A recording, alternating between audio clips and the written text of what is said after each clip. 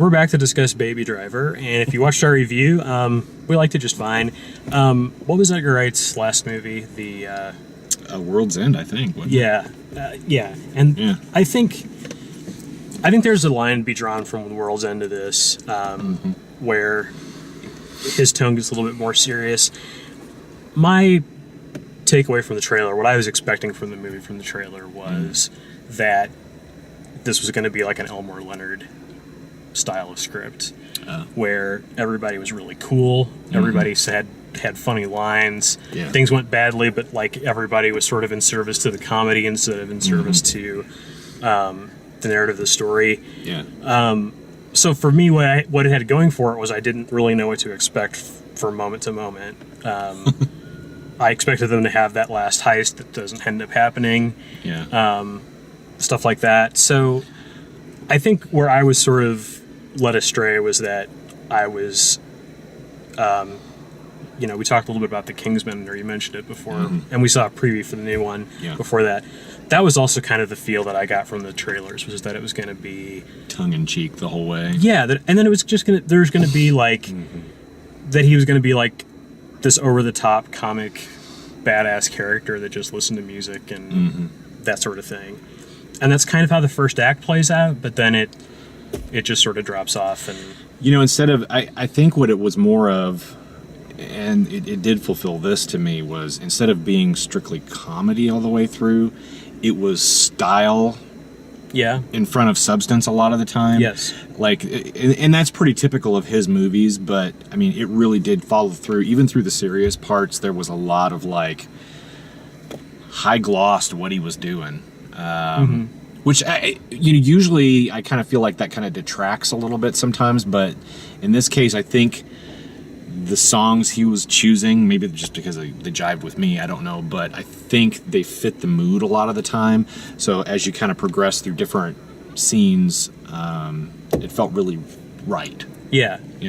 It's also a thing where like he's gotten to a point where he can get people like Jamie Foxx and John Hamm to be in his movies.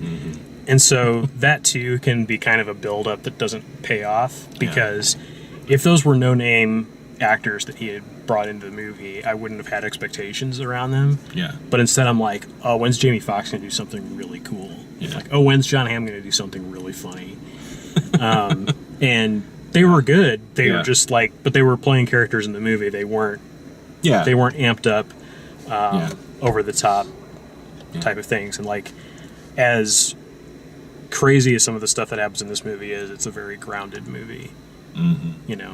For an action crime drama type movie. The only thing that kind of threw me a little bit, if anything, was this was one of those movies where the pacing, especially in that third act, it kind of felt like it tried to end about 2 or 3 times. And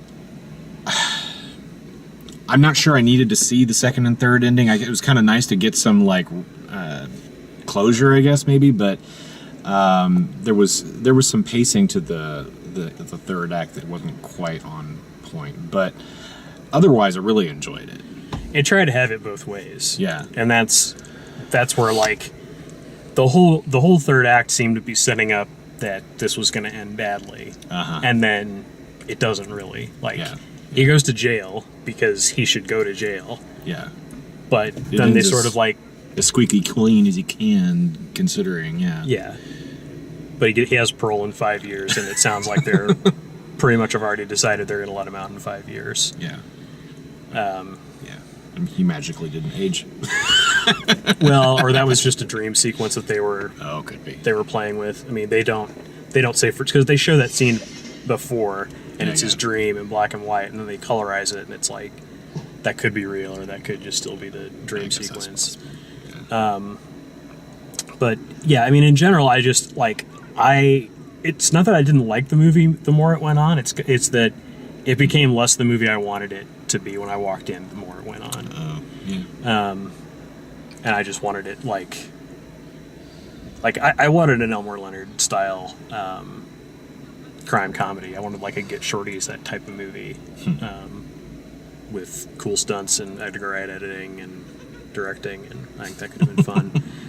But he's He's not just a comedy director. He wants you to know that. No. Yeah. Well, I mean, even the Cornetto trilogy, they're not just comedies, and that's kind of what's so great about him, is that he does a really great job of genre mashup. And to me, this was, his attempt with this one was to kind of like play musical / heist. Yeah.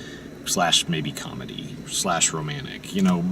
Some of those things already kind of come together anyways in other films, but this one, because of the music kind of aspect to it, I think built a little differently. Makes it stand out. Yeah. But I don't know. I recommend it. I don't think you should go into it with too much expectation beyond the trailer. But maybe the trailer is even misleading, because it wasn't to me, but... Yeah, I have a feeling Atomic Blonde is going to be more like the movie I want. Could be. And that trailer is saying the same thing to me, which is this is going to be a movie where lots of crazy things happen, but it's also going to be tongue-in-cheek and very funny and like dark humor kind of thing. Yeah, see. And very music-driven. Very music-driven, yeah. Because apparently it's not just the trailer that has music for everything. It's that whole movie's going to be like that. So. Oh, wow. So, anyway, spoilers for Atomic Blonde. I haven't seen it yet. So. But thanks for watching. If you like the way we do these, please like the video, subscribe, check out all the written and video reviews at dalemaxfield.com, and thanks for watching.